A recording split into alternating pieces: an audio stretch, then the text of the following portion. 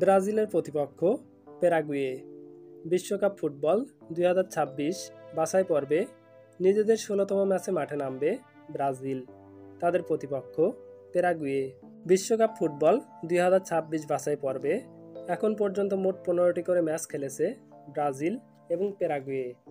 Brazil তাদের 15টি ম্যাচের মধ্যে 6টিতে জয়, 5টিতে হার আর 4 ড্র নিয়ে 22 পয়েন্ট সংগ্রহ করে অবস্থান করছে পয়েন্ট তালিকার 4 নম্বরে।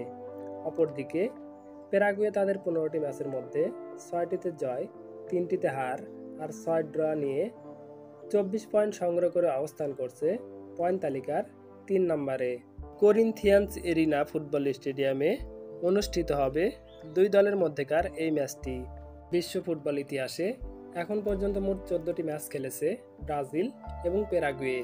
এই 14টি ম্যাচের মধ্যে ব্রাজিলের জয় 6টি ম্যাচে, অপরদিকে প্যারাগুয়ে জয় পেয়েছে 2টি ম্যাচে, বাকি 6টি ম্যাচ ড্র হয়।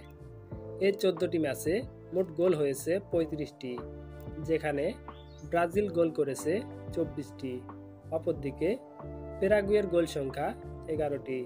দুই দলের মধ্যে অনুষ্ঠিত বাছাই পর্বের এই ম্যাচটি শুরু হবে 11 জুন 2025 বাংলাদেশ সময় সকাল 6টা 45 মিনিটে।